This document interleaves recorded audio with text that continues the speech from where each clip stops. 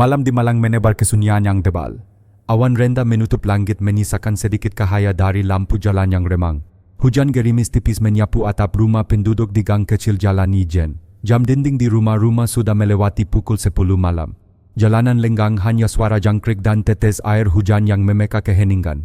Di ujung gang sebuah rumah kayu berwarna krem berdiri di antara dua rumah beton. Rumah itu milik keluarga Sulastri, seorang wanita parubaya yang tinggal bersama anak perempuannya Ratna Wulandari. Malam itu Ratna tidak kunjung pulang dari tempat kerjanya di sebuah kafe di pusat kota. Ponselnya tidak aktif. Ibu Sulastri berdiri di jendela memeluk sial, matanya terus menatap jalan yang basah oleh gerimis. Sementara itu di sisi lain kota suara sirene pelan terdengar mendekat ke sebuah lapangan kosong dekat Sungai Brantas. Dua petugas patroli Polsek Klojen menghentikan mobil dinas. Senter dinyalakan menyapu kegelapan di antara semak basah. Bawaannya sama-sama terbawa angin malam. Letnan Muda Raka Pratama menunduk memperhatikan tanah berlumpur. Ada bekas seretan panjang seperti sesuatu yang berat ditarik ke arah tepi sungai. Kapten Aditya Saputra, komandan regu malam itu, memberi isyarat diam. Keduanya berjalan perlahan menyusuri jejak itu. Di bawah sorot senter sesuatu berwarna pukat tampak di balik gulungan plastik biru kusam. Aditya mengangkat senter lebih tinggi. Yang mereka lihat membuat udara malam tiba-tiba membeku. Di tepi sungai tubuh seorang wanita muda tergeletak kaku terbungkus plastik separuh terbuka. Rambut panjang hitamnya basah menempel di tanah, matanya terbuka menatap kosong ke langit gelap. Pakaian kerjanya masih lengkap, di saku kelana tergantung kartu nama Ratna Wulandari, barista kopi tepi kota. Aditya menarik napas dalam. Kita laporkan ke satuan forensik, ukapnya pelan, suaranya tertahan. Raka segera menghubungi markas lewat HT. Dalam hitungan menit suara sirene mobil polisi menggema di sepanjang sungai. Cahaya lampu biru merah memantul di air hujan. Tak jauh dari sana di rumah Ibu Sulastri jam menunjukkan pukul 11:10. Ketukan keras di pintu depan membuat wanita tua itu terperanjat. Dua polisi berdiri basah kuyup, wajah mereka serius. Bu Sulastri tanya salah satu. Ibu tua itu mengangguk ragu. Polisi itu menunduk sedikit. Kami menemukan seseorang di tepi Sungai Brantas. Kami butuh Anda ikut ke rumah sakit untuk identifikasi. Tangannya gemetar. Ia tahu sebelum mendengar jawaban. Langkah kakinya lunglai saat mengikuti petugas menuju mobil. Di ruang forensik RSUD Saiful Anwar, aroma formalin menyengat. Tirai biru digeser perlahan. Tubuh Ratna terbujur di atas meja baja dingin.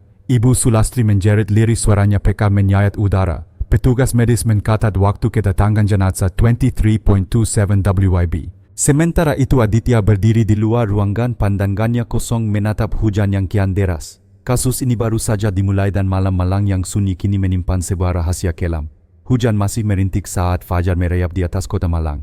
Sungai Brantas mengalir keruh membawa sisa-sisa malam yang gelap dan dingin. Garis polisi kuning membentang di tepian berderet seperti pita duka. Tim identifikasi tiba bergantian kamera meteran pinset kantong barang bukti. Kapten Aditya Saputra berdiri di bawah payung lipat mencatat kepat di buku lapangan. Di sampingnya Letnan Muda Raka Pratama berjongkok menatap tanah becek yang meninggalkan bekas seretan menuju air. Bau plastik basah, lumpur dan anyir menyatu jadi satu. Bekas seret berangkat dari sana, ujar Raka menunjuk semak berdiameter 1 meter yang rebah. Pelaku menarik dari sisi punggung. Lihat jejak telapak yang tumpang tindih, setidaknya 2 orang. Aditya melirik, jangan cepat menyimpulkan. Ambil foto sudut rendah ukur lebar seretnya. Kita tunggu forensik. Dari dalam garis polisi Dr. Arum Budiastuti, Dr. Forensik RSUD Saiful Anwar mendekat dengan jas hujan putih. Kapten sapanya singkat. Pemeriksaan awal di arah selesai. Aditya menutup buku. Bagaimana tidak ada air di paru? Bukan tenggelam. Arum menatap ke arah sungai yang menggamuk. Ada memar melingkar di pergelangan, indikasi ikatan. Lebam tekan di sudut rahang kanan. Luka utama trauma tumpul di pelipis kiri, kemungkinan dengan benda keras bersudut. Perkiraan waktu kematian antara pukul 8 sampai 11 malam. Raka menelan ludah, jadi dibunuh dulu lalu dibuang. Arum mengangguk, dan satu lagi. Ia mengangkat kantong plastik kecil. Di tangan kanan korban di bawah kuku jari manis kami temukan serpihan kecil batu berwarna hijau tua. Bukan kakak biasa. Struktur mineralnya keras, arah belahan halus, mirip giok atau jadeite. Ada guratan seperti ukiran. Aditya menyipit. Ukiran masih sama, saya butuh mikroskop, jawab Arum. Tapi saya cukup yakin itu bukan patahan alamiah, seperti pekahan dari liontin. Raka meraih katatannya menulis serpihan hijau diduga liontin. Menjelang siang ruang forensik RSUD menebarkan wangi formalin yang menggalakkan bau hujan. Ibu Sulastri duduk di bangku besi dengan selimut abu-abu menyelimuti bahu. Wajahnya pucat, mata merah. Seorang petugas PMI memberinya air hangat. Di balik kakadar Arum bersiap masuk ruang autopsi lanjutan. Aditya mendekat menahan jarak yang sopan. Bu Sulastri suaranya datar namun lembut, kami turut berduka. Kami perlu menanyakan beberapa hal tentang kegiatan Ratna kemarin. Sulastri menggenggam gelas erat-erat. Ratna pulang biasanya jam 10. Kemarin katanya shift sampai 9. Dia kirim pesan sore, Bu jangan lupa minum obat. Habis itu ponselnya mati. Ratna ada keluhan, ada yang mengganggu mantan pakar rekan kerja, tanya Aditya. Sulastri menggeleng perlahan lalu menatap kosong. Dia anak baik pak, tidak suka masalah. Napasnya patah-patah, tapi seminggu ini Ratna sering mimpi buruk. Dia bilang ibu aku sering dengar gemerisik air dan bunyi plastik diseret, saya kira kumalela. Raka yang berdiri sedikit di belakang bertukar pandang singkat dengan Aditya. Bunyi plastik diseret, sama seperti di tepi sungai ini. Aditya tetap menahan rautnya datar. Bulanjutnya Ratna pernah pakai kalung hijau batu hijau. Sulastri tampak terkejut. Kalung tidak, dia tidak suka perhiasan, kecuali gelang karet hitam dari kafenya. Aditya mencatat. Terima kasih Bu, kami akan kabari perkembangan. Ketika mereka berbalik, Sulastri tiba-tiba memanggil pelan. Pak, kalau bisa jangan biarkan dia sendirian di ruang itu terlalu lama. Ratna takut dingin, suaranya hancur namun bening. Raka mengangguk hormat, kami jaga Bu. Sore itu kopi tepi kota di koridor kayu tanggan Heritage ramai pengunjung. Lampu-lampu kuning hangat memantul di kakak jendela. Bar kakaknya berkilau mesin espresso mengembuskan uap halus. Di dinding papan tulis menampilkan menu harian kopi susu gula aren americano es kopi kokelat. Manajer kafe Dion pria kurus berkacamata menyambut Aditya dan Raka dengan wajah tegang. Kami sudah dengar Pak. Ratna astaga. Kami perlu rekaman CCTV, daftar shift dan siapa pelanggan yang terakhir dilayani, Ratna kata Aditya langsung. Dion mengangguk terbata. CCTV kami jangkau sampai parkiran belakang. Tapi kemarin listrik sempat turun pukul 8:07. TVR rebut ada jeda sekitar 2 menit. 2 menit gumam Raka. Mereka digiring ke ruang kecil di belakang bar. Dion menyalakan monitor. Rekaman pukul 19.15 menampilkan Ratna tersenyum menyerahkan gelas latte pada seorang perempuan berjaket denim. Pukul 19.52 Ratna menekan ponselnya sebentar, mungkin membalas pesan ibunya. Pukul 20.06 lampu di layar tergungkang, rekaman tersendat mati kemudian menyala kembali pada 20.08. Saat gambar kembali stabil, Ratna sudah tidak di balik bar. Yang tampak seorang pria bertopi hitam berdiri di dekat pintu samping memonggongi kamera merapikan jaket hujan. Ia menoleh sepersekian detik cukup untuk menangkap garis rahang tegas dan bekas luka tipis di pipi. Siapa dia, tanya Aditya. Dion menggeleng. Bukan pelanggan tetap. Tapi saya ingat seminggu terakhir ada laki-laki sering duduk di pojok luar. Pesan americano, tidak pernah pakai gula. Jamnya mirip Ratna pulang. Pernah menegur Ratna. Raka menyelidik. Dion ragu. Tidak. Tapi Mbak Riri teman satu shift pernah bilang pria itu suka menatap lama. Mereka memanggil Riri barista berambut pendek dengan apron gelap. Riri menunduk, suaranya kecil. Aku kira kuma pelanggan. Tapi tadi malam sekitar jam 8 kurang dia berdiri di pintu samping. Ratna ke gudang ambil stok susu. Aku dengar pintu samping berderit. Kupikir angin. Gudang di mana, tanya Raka. Lorong sempit dekat parkiran belakang. Punya akses keluar, selidik Aditya. Riri mengangguk. Ada pintu darurat. Banyak yang tidak tahu. Aditya dan Raka mengikuti Dion melewati lorong lantai licin, sisa gerimis di bawah sepatu pengunjung. Gudang dingin, kotak susu bertumpuk. Pintu darurat di ujung lorong berlapis kat hijau kusam, kuncinya tergeletak di gantungan sisi atas. Siapa yang pegang kunci? Aditya menatap Dion. Harusnya saya dan shift leader, jawab Dion wajahnya pucat. Kalau kunci tergantung di sini berarti habis dipakai. Raka jongkok memeriksa ambang pintu. Ada sisa-sisa butiran plastik biru terselip di kela tipis seperti serpihan tarpaulin. Ia mengambil dengan pinset, memasukkannya ke kantong bukti. Plastik biru, katanya pelan. Sama seperti pembungkus di tepi sungai. Di parkiran belakang hujan meninggalkan pola bintik di aspal. Garis putih tempat parkir memudar. Di satu sudut ada noda lumpur yang berbeda warna kemerahan terseret menuju gerbang kecil yang langsung tembus ke gang. Raka memotret menandai sketsa. Di saat yang sama petugas teknis kafe berlari kecil membawa printout log listrik. Ini Pak, katanya kepada Aditya. Listrik turun 2007 karena beban pengkak. Tapi ada catatan anomali, pintu darurat terbuka 2006 dari sensor magnetik lalu tertutup 2009. Aditya menggangkat alis. 2 menit. Raka menatap jam tangannya menggulang pelan. 2 menit yang hilang. Malam menelan kota lebih cepat hari itu. Di kantor Polsek papan kakak mulai dipenuhi garis-garis benang merah. Foto Ratna ditengah di sekelilingnya, sketsa pintu darurat petegang menuju sungai, tangkapan layar wajah samar pria bertopi serpihan plastik biru dan catatan serpihan batu hijau. Aditya berdiri menghadap tim kecilnya. Hipotesis kerja Ratna dieksekusi di lokasi lain lalu dipindah. Pintu darurat dipakai untuk membawa korban ke kendaraan di parkir belakang. 2 menit blackout menutupi perpindahan awal. Motif tanya salah satu brigadir. Belum jelas. Pencurian tidak tampak dompet ada kartu nama masih menempel jawab Raka. Ada indikasi ikatan. Berencana, pelaku tahu titik buta CCTV. Aditya menunjuk serpihan hijau. Ini kunci. Arum duga pekahan Liontin. Kita sebar informasi ke toko perhiasan pengrajin batu pasar Loak. Kari siapapun yang belakangan ini memperbaiki atau kehilangan Liontin Giok ukiran khusus. Raka koordinasi. Saya minta data kendaraan keluar masuk gang belakang antara 20-2100. Cek juga simpanan CCTV ruko tetangga. Raka mengangguk menyalakan ponsel untuk mengirim permintaan ke Babin Kamtibmas wilayah Kayu Tangan dan Klojen. Sebelum bubar Aditya menambahkan satu lagi.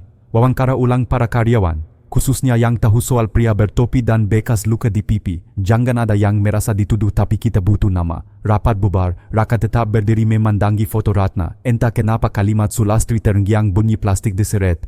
Ia memejam membayangkan lorong sempit pintu hijau parkir belakang 2 menit hening dan sungai yang menelan rahasia. Ponsel Raka bergetar, pesan dari derarum serpihan hijau dipastikan Giok. Ada sisa ukiran huruf bukan Latin, bentuknya menyerupai aksarahan tapi terpotong. Kirim fotonya ke email. Raka merapat ke meja membuka surel. Foto makro terpampang Giok hijau tua, permukaannya halus berkilat tipis, garis ukiran melengkung seperti huruf tunggal yang nyaris selesai namun patah di satu sisi.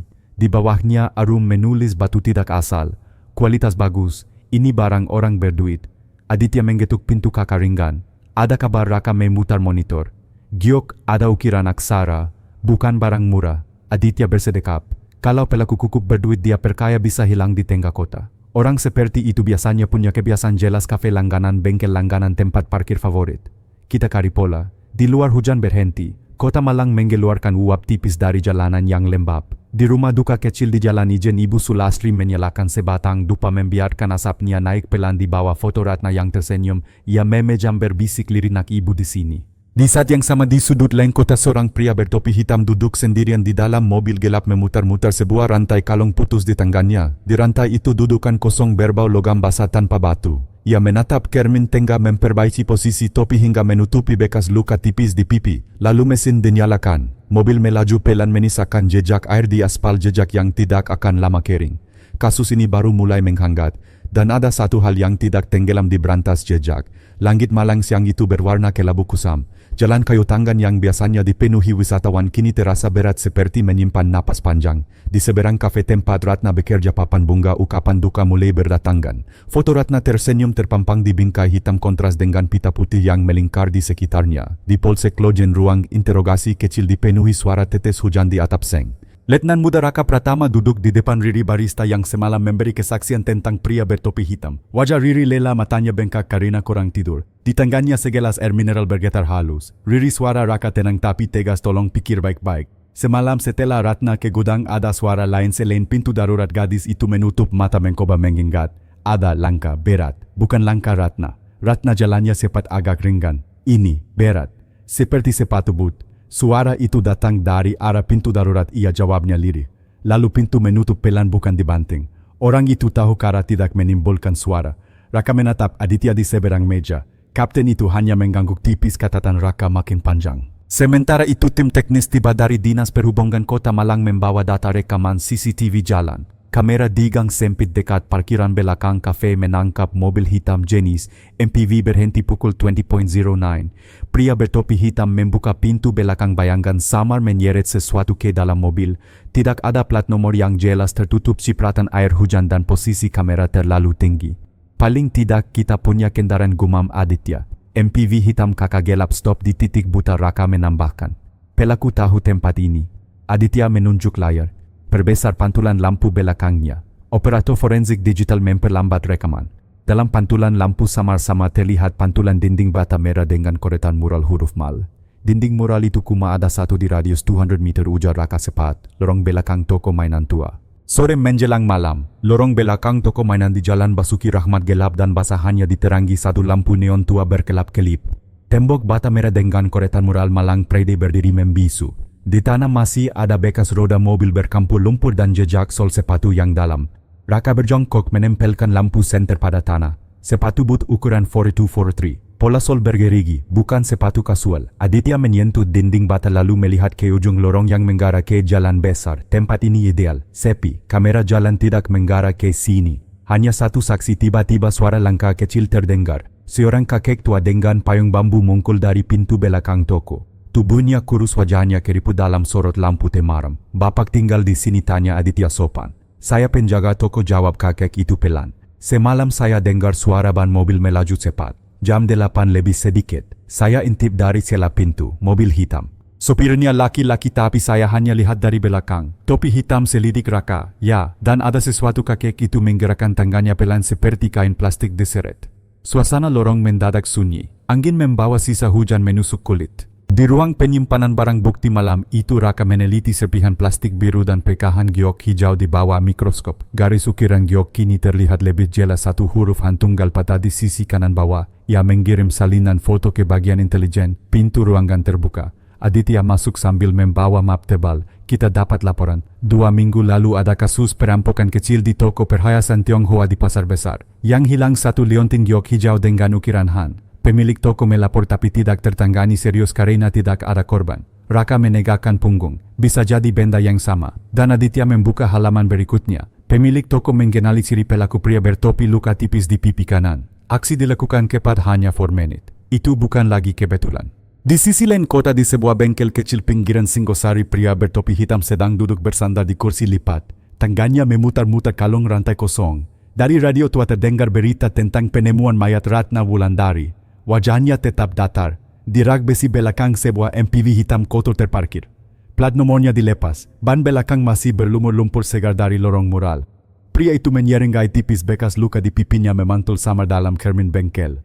Ia tidak tahu di tengah sunyi malam jarak antara kebebasan dan jeratan hukum sudah makin dekat. Malam turun perlahan di Malang. Jalan Basuki Rahmat mulai sepi, lampu jalanan memantul di genangan air sisa hujan sore. Di ruang kerja kecil Polsek Klojen, papan investigasi dipenuhi foto koretan, peta dan potongan bukti. Foto Ratna Wulandari berada di tengah dikelilingi benang merah yang menyambungkan antara kafe, lorong mural, sungai berantas dan bengkel misterius yang kini menjadi titik panas. Kapten Aditya Saputra berdiri dengan tangan menyilang, matanya fokus pada tangkapan layar CCTV mobil hitam. "Kita punya pola," katanya pelan tapi tegas.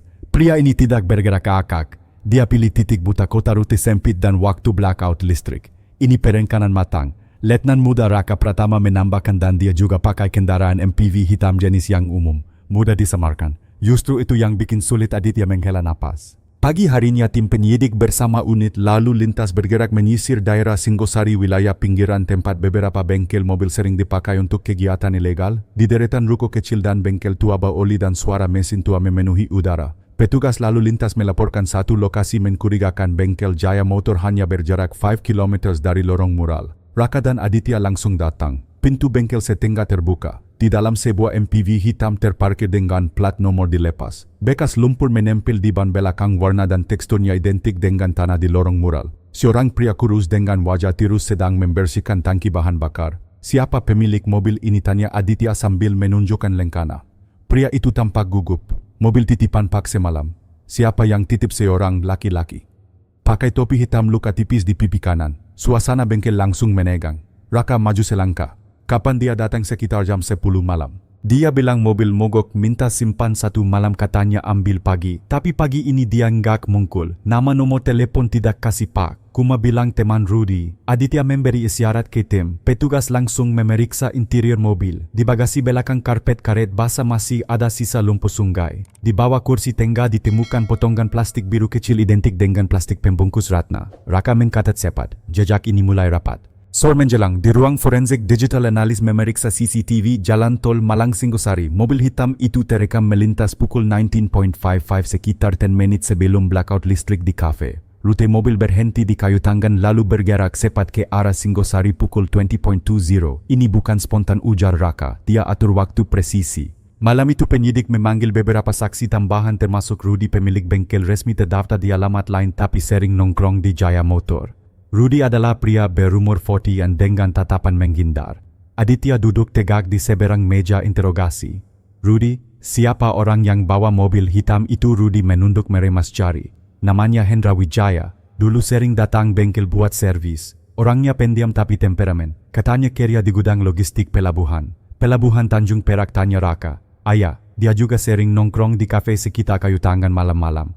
Suka duduk di pojok sambil merokok. Aditya menatap tajam. Hubunganmu sama Hendra bukan teman dekat Pak. Kuma kenal pelanggan. Kenapa kamu nggak lapor polisi waktu dia titip mobil mencurigakan? Rudy menunduk dalam. Saya takut Pak, orang itu bukan tipe orang biasa. Tim penyidik bergerak cepat. Data dari Dinas Kependudukan menunjukkan Hendra Wijaya, 32 tahun, beralamat di kawasan Pelabuhan Tanjung Perak, Surabaya. Pekerjaan operator logistik freelance. Catatan kriminal, pernah terlibat kasus pencurian kecil 5 tahun lalu, tidak dipenjara, hanya sanksi administratif.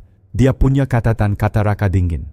Dan tahu celah hukum, jawab Aditya. Kita butuh perintah penggeledahan cepat. Malam makin larut, di rumah kontrakan kecil dekat Pelabuhan Surabaya lampu redup menyala. Hendra duduk di kursi rotan usang berokok sambil memegang liontin giok PK. Matanya kosong menatap dinding lembab. Di meja kecil ada tiket kapal kargo bertanggal besok malam tujuan Pontianak.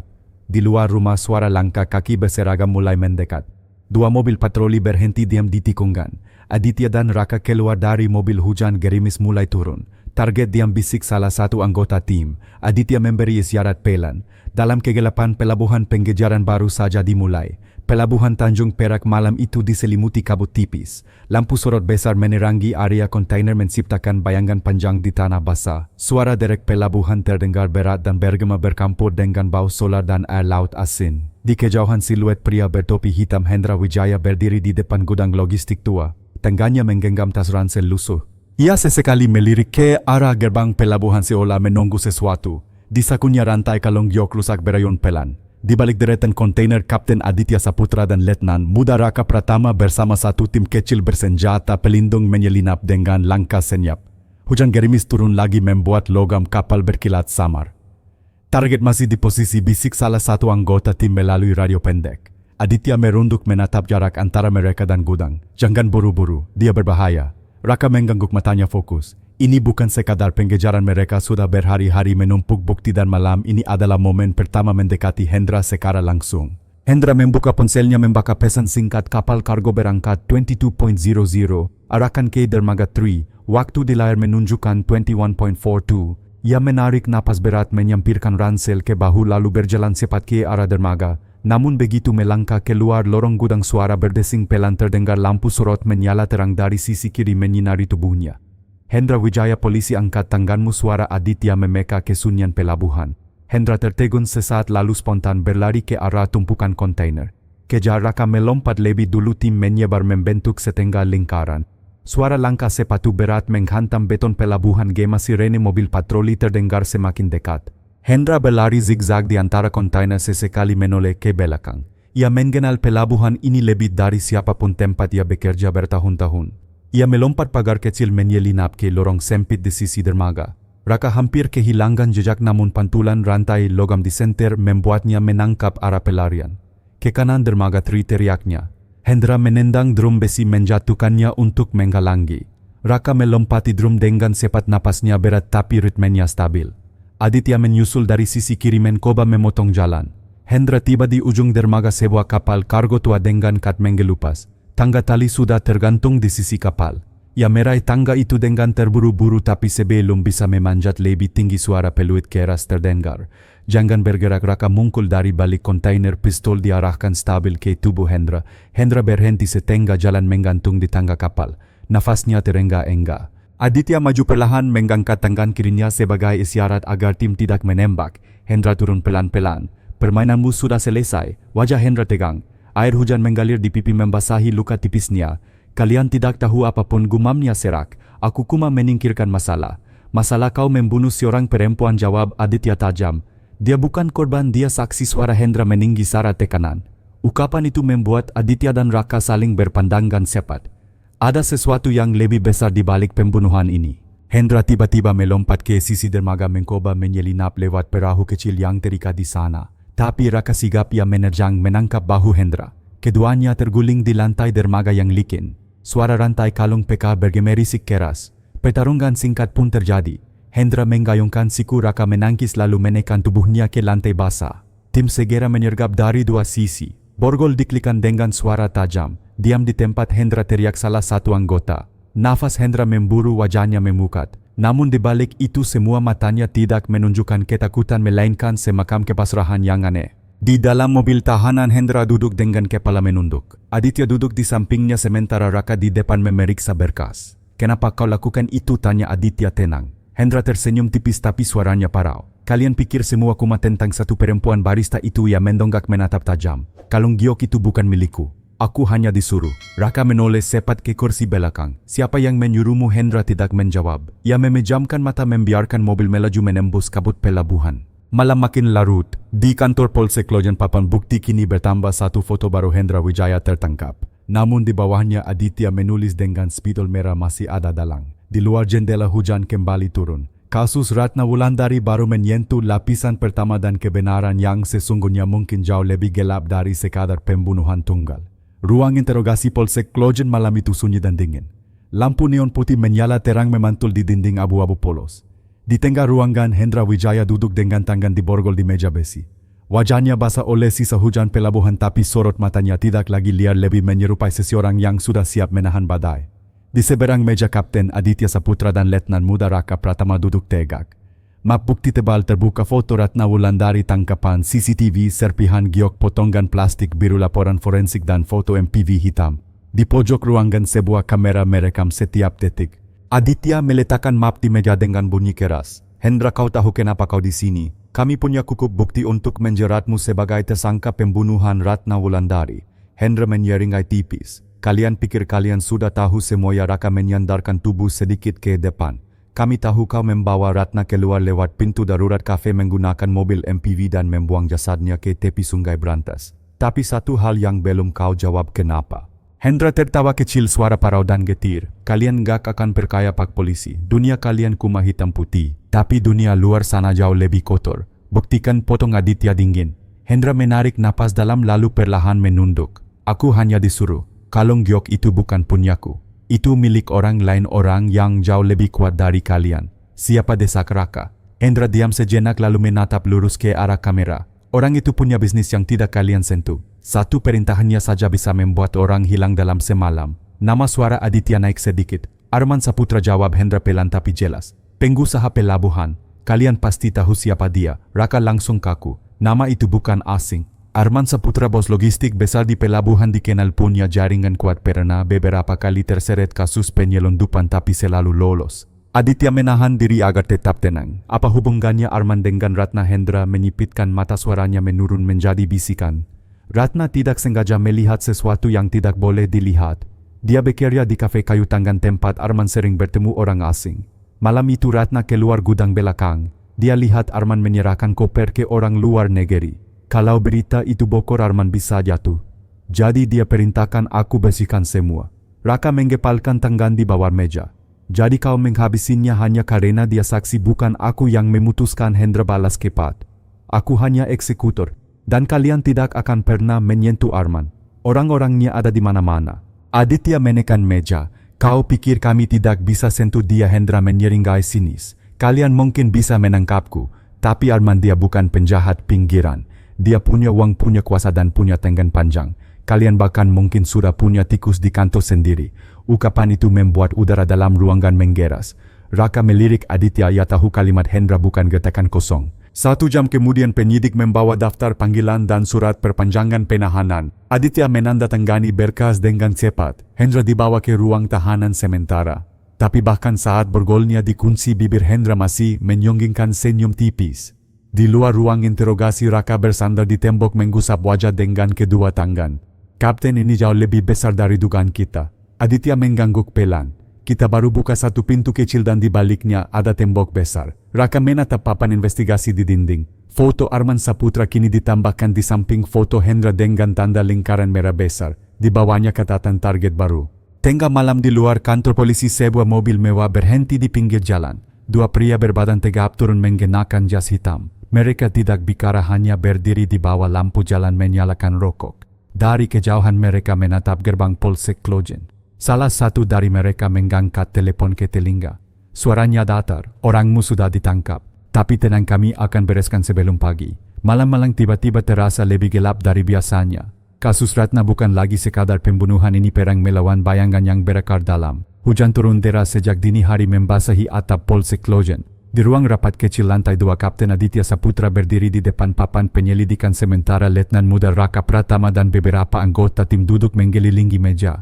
Uap kopi hitam mengepul dari kangkir kertas tanda malam tanpa tidur. Di papan terpampang foto Arman Saputra. Pria berseragam rapi itu tampak seperti pengusaha sukses dengan senyum tenang. Namun di bawah foto tertulis dengan tinta merah, jaringan pelabuhan ekspor gelap koneksi pejabat.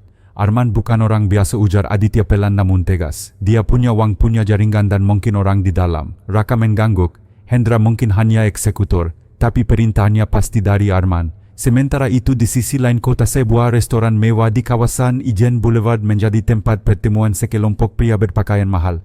Di tengah meja bundar duduk Arman Saputra tenang seolah tak terjadi apa-apa semalam. Ia menyalakan serutu, asapnya membentuk lingkaran tipis di udara. Jadi, Hendra sudah ditangkap, ukap salah satu anak buahnya.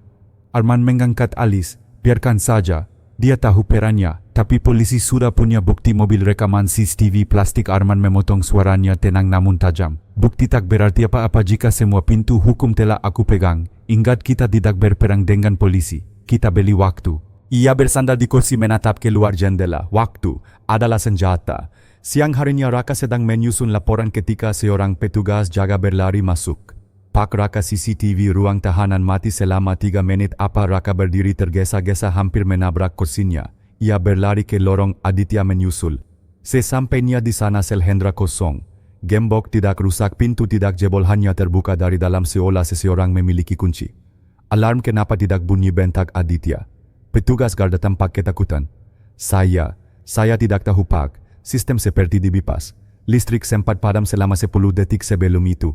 Raka menggepalkan tangan. Ini bukan kebetulan. Di pojok sel ada sebuah benda tertinggal, sebatang cerutu mahal jenis yang biasa dipakai kalangan atas. Aditya mengenali mereknya. Itu merek yang sering dipakai Arman Saputra. Malam itu kota Malang kembali diterpa hujan. Aditya dan Raka duduk di dalam mobil dinas, mesin menyala, kabut menempel di kaki depan. Wajah mereka tegang. Dia kabur karena ada orang dalam, kata Raka pelan. Aditya menggetuk-getukkan jari di kemudi, nadanya datar namun berbahaya. Arman sedang menguji kita. Dia ingin kita tahu siapa yang benar-benar memegang kendali. Raka menatap keluar jendela, lampu jalan berpendar samar. Kalau Arman punya orang di kepolisian, berarti kita tak bisa percaya siapapun. Benar, jawab Aditya singkat. Mulai sekarang semua langkah kita harus senyap. Kita bentuk tim bayangan. Tanpa laporan terbuka.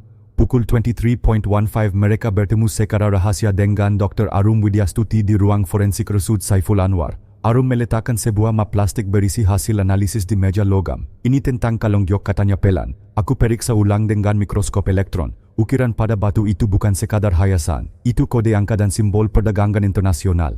Mirip tanda kepemilikan kargo ilegal. Aditya menggernit. Kargo ilegal? Arum mengangguk. Kalau benar Ratna bukan korban akak, dia terseret ke dalam sesuatu yang sangat besar. Sementara itu di villa pribadi Arman di pinggiran batu, konvoi SUV hitam berhenti di depan gerbang besi tinggi. Hendra Wijaya yang semula ditahan melangkah keluar dari mobil. Bajunya kering, wajahnya tenang seolah pelarian hanya bagian dari rencana. Arman menyambut di beranda dengan senyum tipis. Kukira begitu Hen, selama aku yang pegang tak ada yang menyentuhmu. Hendra menunduk hormat.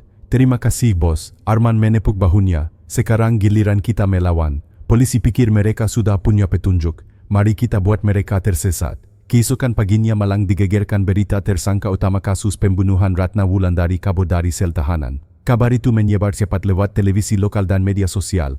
Tekanan datang dari segala arah. Komandan wilayah menekan Aditya. Wartawan mengepung kantor polisi. Di balik semua itu Arman Saputra duduk santai di kantornya menyeruput kopi sambil membaca berita dengan ekspresi puas. Sore hari Aditya dan Raka berdiri di atap gedung Polsek menatap langit mendung yang menggantung di atas kota. Angin dingin menerpa wajah mereka. Kita tak bisa main normal lagi, kata Raka. Dia selalu selangkah di depan. Aditya menatap ke arah pelabuhan. Maka kita harus menjadi bayangan yang lebih gelap dari bayangannya. Jika Arman punya jaringan, kita buat jalur sendiri. Mulai dari mana? Mulai dari orang yang dia anggap remeh. Di saat itu sebuah rencana rahasia terbentuk. Perang bayangan antara polisi dan Arman Saputra baru saja dimulai. Hujan deras mengguyur kota Malang malam itu membuat jalanan tampak seperti cermin hitam yang memantulkan cahaya lampu kota. Di ruang arsip bawah tanah Polsek Lojen, tempat yang jarang dikunjungi siapapun, Kapten Aditya Saputra dan Letnan Muda Raka Pratama duduk mengelilingi meja kayu tua. Lampu gantung redup menyoroti tumpukan peta foto satelit dan catatan operasi. Tak ada seragam resmi malam itu, tak ada pelapor. Hanya 2 orang polisi yang siap melawan dari dalam kegelapan. Mulai sekarang semua yang kita lakukan tidak tercatat di sistem suara Aditya, Renda dan Berat. Kalau Arman punya tikus di kantor, kita tidak boleh kasih dia kesempatan tahu langkah kita. Raka mengangguk pelan, berarti kita bentuk unit bayangan. Ya, tim ini hanya kita yang tahu. Kita rekrut orang yang kita perkaya sepenuhnya. Tidak lebih dari 5 orang. 2 jam kemudian di sebuah warung kopi kecil dekat Jalan Soekarno-Hatta, 4 orang duduk dalam lingkaran sempit. Selain Aditya dan Raka, ada Sersan Fajar, pakar pelakakan digital, Bribtu Dimas, pengemudi dan penyamaran, serta Dr. Arum Widyastuti, forensik sipil, satu-satunya di luar struktur kepolisian resmi. Kalau kita masuk lewat pintu hukum formal, Arman sudah menang sebelum perang dimulai, kata Aditya. Jadi kita tidak masuk lewat pintu depan. Fajar menyalakan laptop kecilnya. Aku sudah scan jaringan CCTV pelabuhan. Beberapa file log hilang dihapus bersih, tapi aku temukan fragmen rekaman dermaga 3 dari server cadangan. Ada satu SUV hitam masuk 10 menit sebelum blackout listrik di tahanan Hendra. Raka langsung mengkondongkan tubuh. SUV siapa? Fajar menampilkan zoom gambar logo kecil di bumper belakang perusahaan logistik milik Arman Saputra. Dia bahkan tidak sembunyikan jejaknya, gumam Raka. Bukan karena keroboh potong Aditya, karena dia tahu hukum tidak bisa sentuhnya. Malam beranjak larut. Mereka memutuskan langkah pertama menggendus jaringan keuangan Arman. Dimas menyusup ke gudang logistik yang dikuasai orang Arman di kawasan pelabuhan Tanjung Perak. Dengan mobil pengangkut tua, ia menyamar sebagai sopir suplai barang. Waktu kita kuma 15 menit, bisik Dimas melalui earpiece. Setelah itu sensor gerbang otomatis nyala. Kari bukti pengiriman ilegal atau daftar transaksi suara Raka terdengar dari pos pantauan jarak jauh. Dimas melangkah cepat di lorong gudang gelap, diapit kontainer raksasa. Bau sola logam dan garam laut bercampur. Di dinding belakangnya menemukan ruang kantor kecil dengan pintu kakak buram. Laptop dan map dokumen tersusun rapi di atas meja. Ia mengambil foto setiap dokumen, kode kontainer, daftar pengiriman luar negeri dan beberapa tanda tangan rahasia. Tiba-tiba suara langkah berat terdengar dari arah pintu. 2 pria berpakaian seragam logistik masuk berbicara pelan sambil merokok. Dimas menahan napas di balik lemari besi. Saat mereka pergi, ia melesat keluar secepat bayangan. Pagi berikutnya tim berkumpul kembali di ruang arsip bawah tanah. Fajar menyusun semua foto dan log data di layar proyektor mini. Ini bukan bisnis kecil, jelasnya. Arman kirim kontainer setiap minggu. Tujuannya ke berbagai pelabuhan Asia Tenggara. Dan perhatikan ini, Fajar menunjuk satu daftar panjang angka. Kode pengiriman ini sama dengan kode ukiran pada kalung giok. Mata Raka membulat, berarti Ratna benar-benar melihat transaksi ilegal itu, dan karena itu dia dibungkam, tambah Aditya pelan. Sementara itu di villa pribadinya di Batu, Arman Saputra duduk di ruang tamu mega menatap layar tablet. Seorang pengawal masuk. Bos salah satu gudang semalam dibobol. Arman tidak terkejut. Polisi kemungkinan bukan polisi resmi. Tidak ada laporan ke markas. Arman menatap tajam ke luar jendela. Jadi mereka mulai bermain di luar sistem. Ia tersenyum dingin. Bagus, lebih menyenangkan. Sore harinya Aditya menerima panggilan tak dikenal. Suara di ujung telepon berat dan tenang. Kapten Aditya, kau harus berhenti. Ini bukan perangmu. Kalau kau teruskan, orang-orang di sekitarmu akan hilang satu persatu. Telepon terputus. Suara itu bukan suara sembarangan, itu nada ancaman dari orang yang tahu persis bagaimana jaringan ini bekerja. Raka masuk ke ruangan beberapa detik kemudian. Kapten, panggilan darurat dari Rasud Saiful Anwar. Arum diserang saat pulang dari rumah sakit. Aditya langsung berdiri. Apa untung saja tidak para lanjut Raka cepat, tapi penyerang kabur. Di rumah sakit Arum terbaring di tempat tidur dengan perban di lengan. Wajahnya pucat tapi matanya tajam. Mereka tahu aku ikut kalian, katanya pelan. Itu berarti Arman punya telinga lebih banyak dari dugaan kita. Aditya menggenggam sandaran ranjang dengan rahang menggeras. Kita tidak mundur, Arum. Kita pastikan darah Ratna tidak menguap di udara. Arum tersenyum tipis. Kalau begitu mari kita buat Arman percaya bahwa dia sedang menang. Raka menggerutkan kening. Maksudmu pelaku yang terlalu percaya diri akan membuka semua pintunya sendiri, jawab Arum lirih. Kita tinggal menunggu momen. Malam itu di ruang bawah tanah tim bayangan memulai tahap baru. Operasi senyap untuk menjatuhkan Arman dimulai. Bukan lewat penggerebekan frontal tapi lewat pengintaian jebakan dan perang saraf. Aditya berdiri di depan peta pelabuhan. Mulai malam ini kita bukan lagi hanya polisi. Kita pemburu bayangan. Raka menggepalkan tangan. Dan Arman akan jadi buruannya. Hujan masih turun rintik-rintik ketika malam tiba. Di ruang bawah tanah Polsek Klojen, Kapten Aditya Saputra dan tim bayangan bersiap menjalankan langkah pertama dalam rencana besar menjebak Arman Saputra dari dalam. Peta pelabuhan dan dena gudang terpajang di papan besar. Di tengah meja satu flash disk kecil berisi rekaman palsu umpan pertama dalam permainan kucing dan tikus. Mulai malam ini kita tidak lagi hanya mengintai suara Aditya rendah tapi tajam. Kita akan membuat Arman perkaya, kita punya bukti yang bisa menghancurkannya. Raka mengangguk. Begitu dia panik dia akan bergerak. Dan di saat itu kita tangkap semua pergerakan. Di tempat lain villa pribadi Arman Saputra diselimuti kabut tipis. Hendra Wijaya, anak buah kepercayaannya, menerima satu amplop kokelat dari tangan kurir. Di dalamnya ada salinan rekaman palsu sebuah video kontainer yang seolah-olah memperlihatkan proses pemuatan narkoba ke kapal.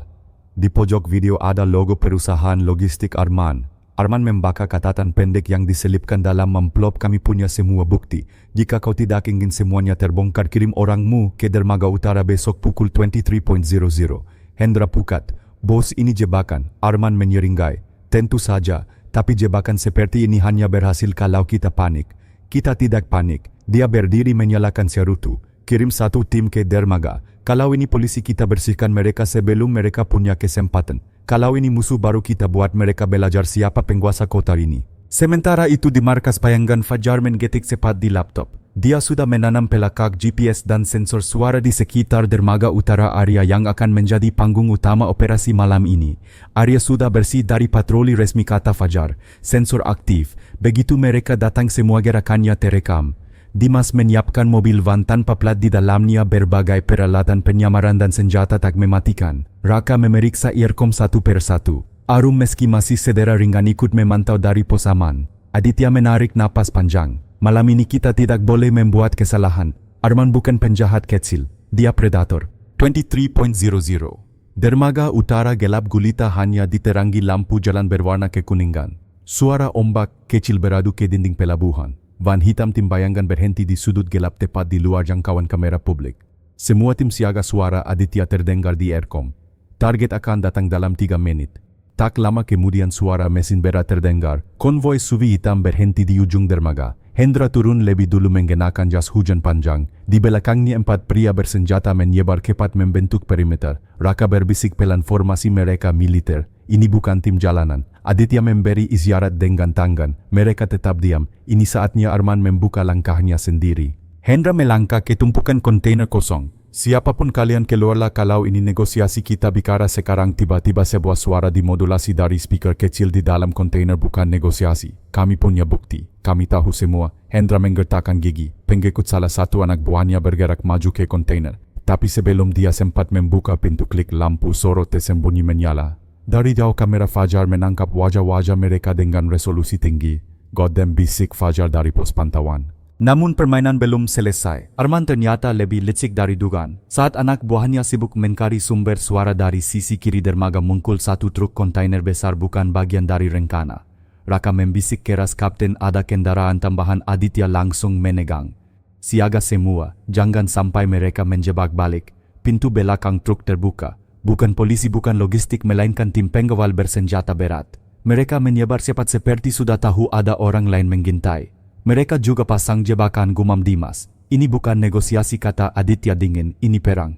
Tembakan pertama bukan berasal dari tim polisi. Salah satu pengawal Arman melepaskan tembakan peringatan ke udara, mencoba memancing siapapun keluar. Tapi Aditya tetap tenang. Mereka tidak boleh terlibat baku tembak terbuka karena tidak punya izin operasi resmi. Raka alihkan perhatian mereka. Dimas aktifkan drone mini. Drone kecil terbang rendah dari atap van melintas di antara kontainer. Dalam layar monitor kecil wajah Arman muncul, ternyata ia sendiri datang berdiri di dekat mobil SUV utama. Dia di sana, desa Fajar.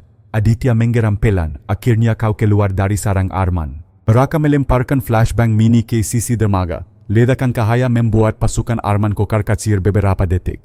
Dalam kekacauan itu drone merekam Arman memberikan perintah, langsung bukti keterlibatannya dalam jaringan kriminal. Rekaman masuk, seru Fajar. Suara dan wajahnya jelas. Aditya mengangkat tangan memberi isyarat mundur. Kita tidak butuh tangkap dia malam ini. Kita butuh buktinya. Raka dan Dimas bergerak cepat kembali ke van. Drone ditarik kembali, sinyal pelakak dikunci. Saat konvoi Arman kembali menguasai dermaga, tim bayangan sudah lenyap ke dalam kegelapan seperti tak pernah ada. Di villa Arman beberapa jam kemudian, Hendra melapor dengan napas berat. Bos sepertinya itu bukan polisi. Arman menatap layar monitor rekaman pelabuhan yang dia miliki sendiri. Mereka bukan polisi, tapi mereka pintar. Bagaimana kalau Arman mengangkat tangannya? Kalau mereka cukup pintar untuk memancingku keluar, maka mereka juga cukup berbahaya untuk mati. Senyum dingin muncul di wajahnya. Permainan belum selesai, baru saja dimulai. Pagi berikutnya di ruang bawah tanah, tim bayangan menyaksikan ulang rekaman malam itu. Wajah Arman terpampang jelas di layar. Suaranya terekam memberi perintah. Raka menggepalkan tangan. Sekarang kita punya bukti. Aditya berdiri tegak, suara berat tapi penuh bara. Bukti ini belum cukup untuk menjatuhkannya secara hukum, tapi ini cukup untuk menyeretnya keluar dari singgasananya.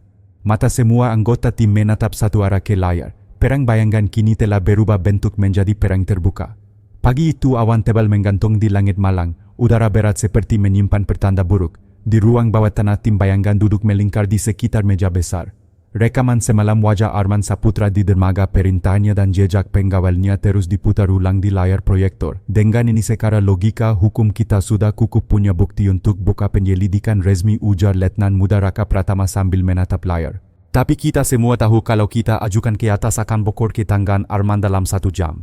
Kapten Aditya Saputra menatap peta dermaga di papan. Benar, begitu kita masuk lewat pintu hukum formal kita sudah kalah. Suasana ruangan sunyi, hanya suara hujan yang menetes di luar. Beberapa jam kemudian badai benar-benar datang, bukan dari langit tapi dari luar tembok. Media lokal tiba-tiba memberitakan kapten polisi diduga terlibat jaringan kriminal dermaga. Tim khusus bayangan ilegal terungkap. Raka membaka berita itu dengan wajah tegang. Sial, mereka serang balik lewat opini publik. Aditya menggepalkan tangan. Cepat sekali. Fajar, pakar digital mereka menggetik cepat di laptop. Sumber berita ini bukan media sembarangan. Domainnya baru dibuat 2 hari lalu. Servernya lewat jalur luar negeri. Ini operasi terencana, Arman gumam Aditya. Tak lama kemudian 2 mobil polisi resmi dari markas besar Polda Jawa Timur masuk ke halaman Polsek Klojen. Beberapa petugas berseragam lengkap turun dipimpin seorang perwira tinggi berpangkat komisaris. Kapten Aditya, suaranya berat dan resmi. Kami diperintahkan untuk menyita semua data operasi tidak resmi Anda.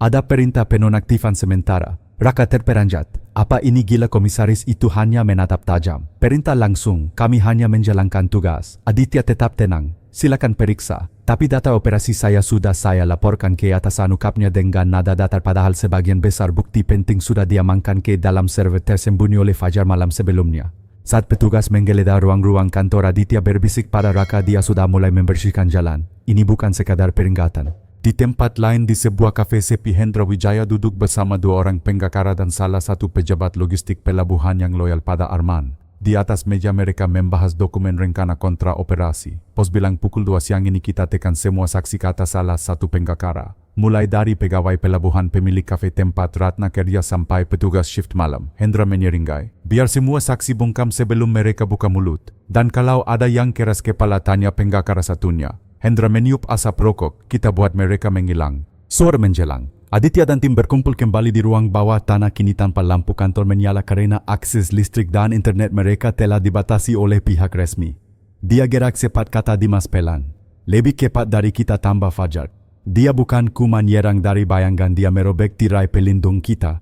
Arum meski masih belum pulih sepenuhnya membuka map berisi laporan medis Ratna dan analisis giok. Kalau kita biarkan ini berlarut, satu persatu saksi dan bukti akan hilang. Kita harus pukul balik sekarang. Aditya menatap setiap wajah di ruangan itu. Mulai malam ini kita tidak lagi dalam posisi bertahan. Di Villa Batu, Arman Saputra menonton siaran berita tentang tuduhan terhadap Aditya sambil tertawa kecil. Lihat, mereka bahkan belum sadar aku sudah berada 3 langkah di depan. Hendra mengangguk. Mereka akan hancur sebelum sempat menyerang. Arman mengangkat gelas whisky. Tapi jangan remehkan mereka. Aditya itu keras kepala. Orang makam itu tidak jatuh karena satu pukulan. Kita buat dia kehabisan napas. Bagaimana caranya? Tanya Hendra. Arman menatap keluar jendela, hujan deras menetes pelan. Kita ambil jantungnya, bukan senjatanya. Malam itu ketika Raka mengantar Arum pulang dari rumah sakit, suara motor besar tanpa plat muncul dari belakang. 2 orang pria bertopeng melempar bom molotov ke arah mobil Raka. Kakak depan PK, api menyala di kap mesin. Raka menginjak rem keras. Turun Arum cepat, mereka berguling keluar tepat sebelum api membesar. Para penyerang menghilang ke gang gelap sebelum polisi sempat tiba. Di Polsek, Raka berdiri dengan perban di pelipis, matanya merah penuh amarah. Kapten, ini bukan ancaman lagi. Ini perang terbuka. Aditya berdiri tegak di depan jendela, suara hujan terdengar jelas di luar. Mereka pikir bisa patahkan kita dengan ketakutan. Mereka salah, dia berbalik menatap seluruh timnya. Mulai malam ini kita tidak hanya lawan jaringan kriminal, kita lawan sebuah sistem. Rencananya tanya Fajar. Aditya menarik satu map besar dari laci besi berisi data keuangan dan daftar pengiriman gelap milik Arman yang belum pernah dipublikasikan. Kita serang lewat tempat yang paling dia takut Cahaya. Pukul 23.55 hujan masih turun deras. Dalam gelapnya malam-malang, tim bayangan bersiap untuk serangan balasan pertama, bukan peluru, bukan kekerasan, melainkan kebenaran yang akan mereka bocorkan ke publik tanpa jejak ke kepolisian resmi. Arman boleh menguasai sistem, tapi dia tidak menguasai seluruh kota. Perang kini berubah wujud dari permainan bayangan menjadi konfrontasi terang-terangan. Hujan deras malam itu seperti menyelimuti seluruh kota Malang dengan kabut tebal. Di ruang bawah tanah Polsek Lojen yang lampunya temaram, Kapten Aditya Saputra berdiri di depan meja besi. Di atas meja itu satu flash disk hitam kecil diletakkan rapi, benda munggil yang berisi lebih dari sekadar file digital. Itu adalah peluru pertama. Di sekelilingnya berdiri Raka Fajar Dimas dan Dr. Arum Widyastuti. Tak ada suara selain bunyi rintik hujan dan detak jam dinding tua. Begitu file ini keluar, suara Aditya tenang tapi berat, tidak ada jalan mundur lagi. Raka menatapnya dalam-dalam. Kita sudah lewat titik mundur sejak Ratna terbunuh. Flash disk itu berisi salinan semua rekaman rahasia perintah langsung Arman Saputra di dermaga, daftar pengiriman gelap dan catatan keuangan jaringan logistiknya. Fajar telah mengenkripsi file dengan sistem one-way release. Begitu diunggah, file itu menyebar otomatis ke ratusan server luar negeri, tak bisa dihentikan. Kalau Arman coba serang balik, file ini akan hidup sendiri, jelas Fajar. Begitu kunci publik dibuka, semua orang bisa unduh, termasuk media, tambah Arum Pelan. Dan itu justru yang kita inginkan, jawab Aditya. Pukul 23.30 tim bayangan bergerak. Mereka tidak menggunakan saluran resmi kepolisian. Mereka bekerja dari warung internet kecil di pinggiran kota, tempat tak seorang pun akan mencurigai. Dimas berjaga di luar memperhatikan sekitar. Fajar menggetik cepat mengunggah file ke server internasional. Raka duduk diam, jari-jarinya menggetuk lutut, napasnya berat. Arum memegang map bukti forensik, bukan untuk diserahkan ke polisi tapi untuk diserahkan ke publik. Upload selesai 85%, lapor Fajar. Tepatkan waktunya jam 00.00, ujar Aditya pelan. Biar dunia bangun dengan wajah baru. Di sisi lain kota di Villa Batu, Arman Saputra sedang duduk di ruang kerjanya yang luas. TV layar datar menayangkan berita nasional. Ia merasa tenang, terlalu tenang. Hendra masuk tergesa-gesa. Bos serunya, ada lalu lintas data mencurigakan. Hacker atau sesuatu sedang menyebarkan file berisi nama kita. Arman mendadak berdiri. Dari mana? Bukan dari media. Ini muncul dari beberapa server internasional. Kalau file itu sampai ke media besar, kita akan jadi target nasional, potong Arman dingin. Ya meraih ponsel, menelepon seseorang. Matikan jaringan. Saya tidak peduli caranya. Kalau perlu bakar semua server itu. Tapi dunia maya bukan pelabuhan. Ia tidak bisa mengendalikan semua arah arus. Tepat pukul 00.00 lea, ratusan jurnalis di Indonesia menerima notifikasi yang sama, data pengiriman gelap Arman Saputra leak. File ini bersifat publik. Bukti terlampir transaksi perintah suara dan rekaman dermaga. Gelombang informasi menyebar seperti api menyambar bensin. Dalam 10 menit berita itu sudah muncul di media nasional. Miliarder pelabuhan diduga terlibat jaringan kriminal internasional. Rekaman suara diduga Arman Saputra bocor ke publik. Di Polsek suasana berubah mencekam. Telepon tak berhenti berdering. Petinggi kepolisian panik karena kebocoran besar ini meluas tanpa melalui saluran resmi. Raka berdiri di depan layar TV yang menayangkan berita langsung. Di pojok layar foto Arman terpampang besar dengan judul tebal, pengusaha besar di balik jaringan pelabuhan gelap. Kapten suara Fajar pelan tapi tidak bisa menyembunyikan nada puas. Ledakannya sudah mulai. Aditya hanya mengangguk. Kita baru saja menyalakan api. Tapi ingat, Arman tidak akan diam. Benar saja. Beberapa menit kemudian ponsel Raka bergetar. Nomor tak dikenal. Suara berat dan tenang terdengar di ujung sana. Pintar sekali Raka. Tapi kau lupa, kota ini masih kota milikku. Sambungan terputus sebelum Raka sempat membalas. Tapi pesan itu jelas. Arman terpukul tapi belum jatuh. Di villa, Arman berdiri di balkon dengan jas hitam, tatapannya tajam. Di dalam rumah puluhan orang bawahannya sibuk menutup jalur, membakar dokumen dan menyiapkan langkah balasan. Bos kita kehilangan 3 orang dalam jaringan pengiriman, kata salah satu pengawalnya. Mereka melarikan diri setelah berita keluar. Bagus, jawab Arman tenang. Biar tikus-tikus keluar dari sarang. Aku akan tahu siapa yang benar-benar setia. Lalu dia menatap langit hitam, suara hujan menetes di atap besi. Dan Aditya, aku akan ambil semuanya darimu. Pagi harinya Malang bangun dalam kegemparan. Wartawan mengepung Polsek Lojen. Semua mata publik kini tertuju pada satu nama, Arman Saputra. Tekanan dari masyarakat mulai naik. Beberapa politisi mulai menarik dukungan dari Arman. Sejumlah pegawai pelabuhan yang dulu diam mulai mengajukan perlindungan saksi. Raka memandang berita pagi di TV. Kita mulai membalikan papan. Aditya berdiri di samping jendela, matanya tidak lepas dari layar. Iya, tapi jangan lupa singa yang terluka adalah singa yang paling berbahaya. Di luar kota sebuah mobil hitam melungkut cepat di jalan tol. Di dalamnya Hendra Wijaya duduk bersama dua pengawal. Wajahnya tegang. Mereka sedang menuju ke satu tempat rahasia markas bayangan Arman untuk menyusun serangan balasan. Bos enggak akan tinggal diam, gumam salah satu pengawal. Hendra mengangguk, dan polisi itu mereka pikir sudah menang. Malam ini kita tunjukkan siapa yang sebenarnya mengendalikan kota ini. Malam berikutnya akan menjadi malam yang menentukan antara bayangan dan cahaya, antara hukum dan kekuasaan gelap. Dan semua pihak sudah tahu tidak ada jalan kembali. Langit malam-malam itu tak berbintang. Angin lembab membawa aroma hujan menyelimuti kota dalam sunyi yang mencekam. Di sebuah gedung tua di pinggiran kota, Hendra Wijaya berdiri di depan papan besar berisi peta kota dan foto-foto anggota tim bayangan Kapten Aditya Saputra, Raka Fajar Dimas, dan Dr. Arum Widyastuti. Di belakangnya beberapa orang bersenjata lengkap berdiri berjajar. Lampu neon redup bergetar membuat bayangan di dinding seolah menari. Arman tidak putus, semua orang ini mati, kata Hendra pelan. Kukup buat mereka runtuh satu persatu dari dalam. Seorang pengawal bertanya mulai dari siapa. Hendra menunjuk foto Arum. Dari yang paling lemah atau yang mereka anggap paling rapuh. Sementara itu di ruang bawah tanah Polsek Klojen suasana jauh dari tenang. Sejak kebocoran data semalam, tekanan dari atasan meningkat tajam. Telepon masuk tak berhenti, wartawan mengepung pintu depan. Dan yang lebih parah, akses internal tim bayangan mulai dibatasi oleh sistem pusat. Ini bukan kebetulan, gumam Raka sambil menatap layar komputer yang kini hanya menampilkan pesan akses ditolak. Fajar menambahkan mereka pakai perintah dari markas. Ada orang atas yang main di belakang. Aditya berdiri di tengah ruangan tenang tapi dingin. Itu artinya Arman berhasil menembus dinding pertama kita. Pukul 21.35. Saat Arum meninggalkan RSUD, Saiful Anwar dengan langkah pelan, hujan tipis mulai turun. Ia berjalan sendiri di trotoar kecil membawa map dokumen forensik dalam tas kulit. Di tikungan yang remang, dua motor tanpa plat nomor melaju pelan mendekat dari belakang. Dalam sekejap mereka menarik tasnya dengan kasar.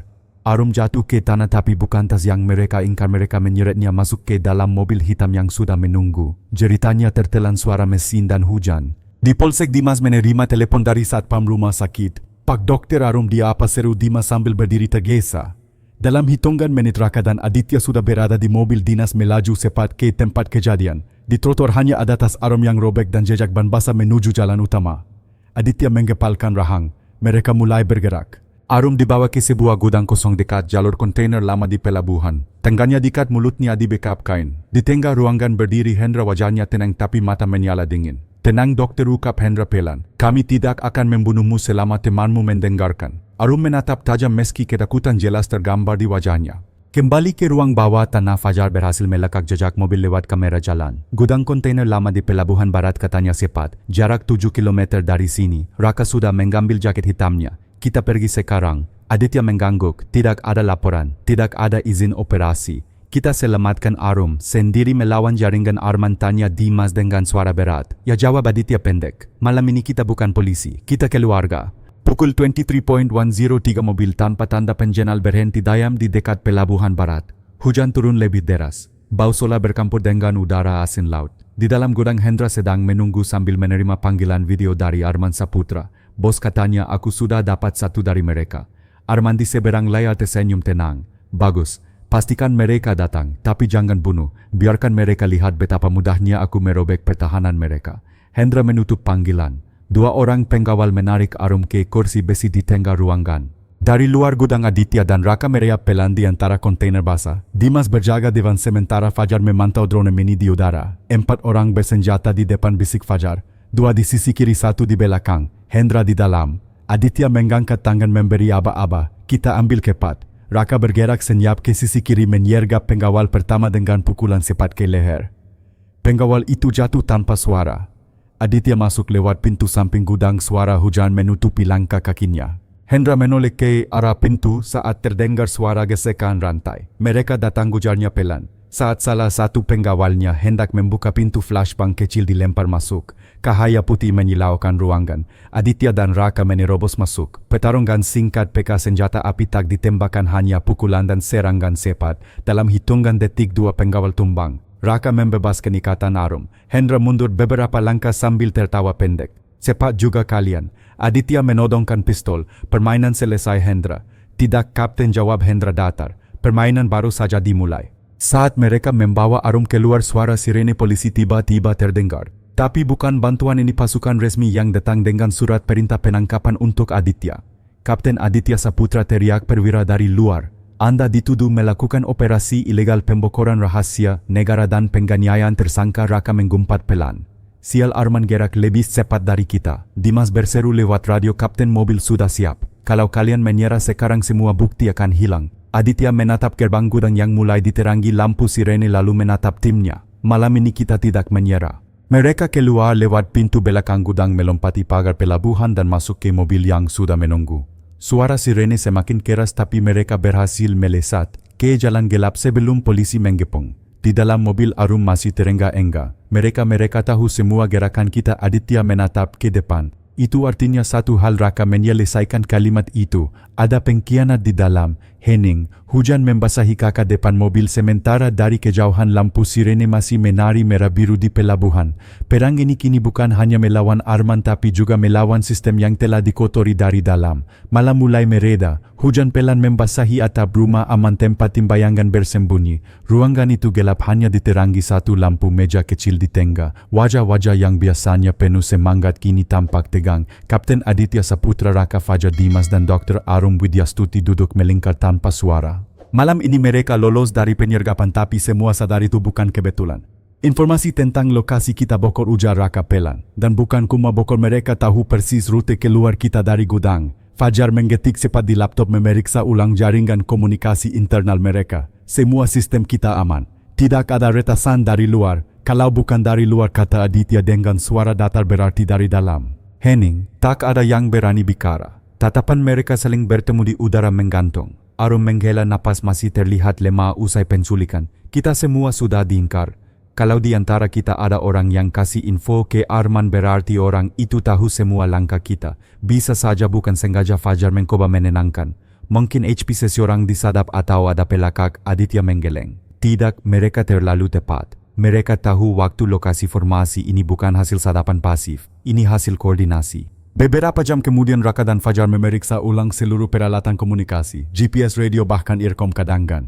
Tak ada tanda-tanda infiltrasi. Namun satu hal aneh ditemukan, akses jaringan tak dikenal yang pernah terhubung dengan frekuensi komunikasi mereka 2 malam lalu. Ini bukan sinyal luar, gumam Fajar. Ini muncul dari dalam tim. Dari siapa, tanya Raka cepat. Fajar menunjuk ke layar, perangkat dengan ID internal milik Dimas. Ruangan membeku. Dimas berdiri dari kursinya, wajahnya langsung memukat. Apa itu pasti jebakan? Aku nggak pernah kukup, potong Aditya tajam. Arum menatap Dimas dengan mata ragu. Raka perlahan berdiri mendekat. Kalau ini bukan, kamu buktikan. Fajar memutar ulang log akses 02.14 dini hari 2 hari lalu. Titik sinyal berada di sekitar Jalan Ijen Boulevard, bukan lokasi markas mereka saat itu. Waktu itu aku lagi bawa mobil logistik buat penyamaran. Dimas berseru. Kalian tahu itu, tapi kenapa sinyalmu aktif di jalur utama yang dilewati konvoi Arman malam itu, tanya Raka dingin. Dimas tak bisa langsung menjawab. Napasnya berat. Aditya mendekat pelan. Dimas, aku percaya padamu sejak awal. Tapi sekarang semua nyawa di ruangan ini bergantung pada kebenaran. Kapten, aku tidak mengkhianati kalian. Dimas membalas dengan suara bergetar. Kalaupun sinyalku muncul di sana, itu berarti ada orang yang cloning perangkatku. Raka mendekak pelan. Alasan yang sempurna. Kukup, Aditya membentak. Suasana ruangan membara. Kita tidak boleh bunuh satu sama lain sebelum tahu kebenarannya. Beberapa menit kemudian Fajar menyadari sesuatu yang memperbesar peta sinyal. Jalur sinyal Dimas tidak diam tapi bergerak mengikuti mobil yang sama dengan konvoi SUV hitam Arman. Dimas, benar kata Fajar tiba-tiba. Sinyalnya bukan berasal dari perangkatnya langsung, tapi dari duplikasi chip. Duplikasi, tanya Arum. Ya, seseorang menyalin ID perangkat Dimas dan menggunakannya untuk menanam pelakak palsu. Mata Dimas membulat, napasnya terlepas berat. Jadi aku dijadikan umpan. Aditya bersandar di kursi menghela napas panjang. Arman tidak main kekerasan, dia mainkan kita dari dalam. Kalau begitu kata Raka perlahan kita harus temukan siapa yang memberi mereka akses ke chip itu. Fajar mengangguk, chip itu hanya bisa dikloning jika ada akses fisik ke perangkat Dimas. Arum menyipitkan mata, dan itu berarti seseorang pernah menyentuh alat komunikasi kita tanpa kita sadari. Mereka semua terdiam. Satu momen terlintas di kepala Dimas 2 hari lalu saat ia menyamar di pelabuhan seorang petugas keamanan logistik menabraknya dengan sengaja. Saat itu ia pikir hanya kebetulan. Itu saatnya bisiknya. Mereka kuridataku saat aku di pelabuhan. Malam makin larut, Raka menyalakan proyektor kecil memetakan semua kemungkinan. Satu kesimpulan mulai jelas, pengkhianatan ini bukan dari dalam tim tapi dari orang dalam pelabuhan yang sudah lama menjadi mata-mata Arman. Kalau mereka bisa menyamar jadi kita gumam Aditya, berarti kita nggak punya banyak waktu. Waktu untuk apa, tanya Arum? Untuk membalikan keadaan sebelum mereka menjebak kita lagi, jawab Aditya tegas. Kita harus tangkap mata-mata itu malam ini. Pukul 02.15 tim bayangan bergerak menuju pelabuhan. Dimas menahan amarahnya, kini jadi orang pertama yang masuk ke area logistik. Suara sepatu mereka memantul di lantai basah diselimuti kabut malam. Mereka menemukan satu ruang kecil di balik gudang utama tempat akses server pelabuhan. Di sana seorang pria berseragam logistik tengah sibuk dengan peralatan komunikasi gelap. Raka menyergap lebih dulu. Pria itu melawan tapi Aditya menjatuhkannya dengan cepat. Saat topinya terlepas, wajahnya terlihat jelas salah satu petugas pelabuhan lama yang selama ini dikenal Rama. Jadi kau, mata-mata Arman, desis Aditya dingin. Pria itu hanya tersenyum miring. Kalian pikir kalian menang, kalian cuma potongan kecil dalam permainan ini. Mereka memborgolnya dan menyita semua alat komunikasi ilegal. Fajar memeriksa laptop di ruangan itu dan menemukan file yang jauh lebih besar dari yang mereka duga, daftar pembayaran suap, jalur pelakakan, dan daftar target eliminasi. Ini bukan sekadar mata-mata, kata Fajar pelan. Ini pusat kontrol mereka. Raka menggepalkan tangan. Kalau file ini jatuh ke kita, Arman tidak akan punya tempat bersembunyi lagi. Saat Fajar menyingsing cahaya pertama menerobos jendela kakak gudang, tim bayangan berdiri di luar ruangan. Tubuh mereka basah oleh hujan dan keringat. Ini langkah pertama menuju akhir permainan, kata Aditya dengan suara pelan tapi mantap. Raka menatap horizon pelabuhan yang berkabut. Dan sekarang Arman tahu kita masih hidup. Aditya mengangguk. Biar saja. Kali ini kitalah yang akan berburu. Subuh perlahan menyelimuti pelabuhan Tanjung Perak. Kabut laut masih menggantung tebal di antara kontainer raksasa membuat bayangan panjang di tanah basah. Di kejauhan suara kapal kargo yang hendak berangkat terdengar berat dan berulang, suara khas yang menjadi latar dari babak akhir perburuan ini. Di dalam ruang operasi rahasia di pelabuhan, Kapten Aditya Saputra menatap peta digital besar yang diproyeksikan di tembok. Jalur pelarian Arman Saputra sudah ditandai merah dermaga 5 kapal kargo Yudhistira keberangkatan pukul 07.00. Dia tidak akan menyerah, kata Raka dengan suara dalam. Arman sudah terbiasa membeli kebebasannya. Tapi kali ini kita punya segalanya, rekaman suara, dokumen keuangan, dan server pusat yang kita rebut tadi malam. Fajar menambahkan, begitu dia melangkah ke kapal itu kita kehilangan kesempatan. Begitu dia ke luar negeri, hukum nggak bisa sentuh dia lagi. Aditya berdiri tegak menatap semua anggota tim bayangan satu persatu. Kalau begitu kita tangkap dia sebelum kapal itu bergerak. Pukul 06.05 mereka tiba di pelabuhan. Hujan berhenti tapi kabut belum pergi. Dimas memarkir mobil van hitam di jalur samping jauh dari lampu utama. Mereka mengenakan pakaian hitam polos tanpa atribut kepolisian resmi. Ini bukan operasi formal, ini pertaruhan terakhir. Drone aktif, lapor Fajar pelan. Layar kecil di tangannya menampilkan citra udara konvoi SUV hitam mendekati dermaga 5. Di dalam salah satunya terlihat jelas sosok Arman Saputra dengan jas hitam langkat tenang seperti raja yang tahu dunia tidak bisa menyentuhnya. Raka merapatkan sarung tangan, matanya tajam. Dia benar-benar santai. Aditya mengangguk pelan. Orang seperti Arman selalu merasa kebal. Hari ini kita buktikan dia salah. Di dermaga, Arman melangkah turun dari SUV dikelilingi 4 pengawal bersenjata. Kapal Yudhistira sudah bersiap, deru mesinnya membuat dermaga bergetar halus. Seorang kapten kapal berjas panjang menunggu di ujung tangga. Bos, ujar Hendra yang berdiri di sisi kanan. Waktu kita tinggal 20 menit. Arman menarik napas panjang. Kukup untuk mengungkapkan selamat tinggal pada kota kecil ini. Tiba-tiba suara dari penggera suara dermaga terdengar pelan. Arman Saputra, jangan coba naik kapal itu. Arman berhenti. Kabut membuat suara terdengar seperti datang dari segala arah. Ia menoleh ke sekeliling. Dari balik tumpukan kontainer, sosok Aditya muncul perlahan diikuti Raka, Fajar, Dimas, dan Arum. Mereka membentuk setengah lingkaran menutup jalur ke kapal. Hendra mengangkat pistol. Kapten Aditya, kalau ini perang kalian kalah jumlah. Raka menatapnya dingin. Kami tidak datang untuk perang. Arman tersenyum tipis, lalu menangkapku dengan tangan kosong atau berharap keadilan akan melindungimu. Dunia ini bukan panggung pahlawan, Kapten. Aditya melangkah maju menatap mata Arman dari jarak 10 meter. Benar, dunia ini kotor, tapi bahkan lumpur pun tidak bisa menelan kebenaran selamanya. Tiba-tiba dari arah barat dermaga suara sirene resmi menggema. Puluhan mobil polisi masuk ke area pelabuhan, tapi kali ini bukan untuk menangkap Aditya. Berkat file dari server pusat, semua jalur suap Arman telah terbuka ke publik dan atasan kepolisian. Dalam satu malam kekuasaannya runtuh seperti pasir disiram air. Para petugas Polda turun dengan perintah resmi di tangan. Seorang komisaris besar mendekat, suaranya lantang. Arman Saputra, Anda ditangkap atas tuduhan penyelundupan internasional, pencucian uang dan pembunuhan. Wajah Arman untuk pertama kalinya kehilangan ketenangan. Apa bisiknya lirih? Mustahil. Aditya menatapnya lurus. Kami tidak butuh peluru, kami pakai cahaya. Pertempuran pun peka bukan antara Aditya dan polisi, melainkan antara pengawal Arman dan pasukan resmi. Hendra berusaha melarikan diri, tapi Raka menghantamnya di rahang sebelum ia sempat menembak. Pistol Hendra jatuh ke tanah basah, suara benturannya bergema nyaring. Sudah cukup, Hen, ujar Raka pelan. Permainanmu selesai. Arman mencoba mundur, tapi dua petugas segera memborgol tangannya. Kamera media yang sudah membanjiri dermaga merekam semuanya secara langsung. Untuk pertama kalinya sang penguasa bayangan kehilangan pijakan. Pukul 07.10, kapal Yudhistira berangkat tanpa Arman. Ia dibawa ke dalam mobil tahanan, wajahnya gelap, jas hitamnya kini basah kuyup oleh hujan sisa. Dari jendela ia menatap Aditya, pandangan penuh amarah namun juga tak percaya. Kau pikir ini akhir, desisnya? Aditya menatap balik dengan tenang. Ini bukan akhir, ini permulaan. Tapi kali ini bukan kamu yang mengendalikan permainan. Saat matahari pagi akhirnya menembus kabut pelabuhan, tim bayangan berdiri berjejer di dermaga.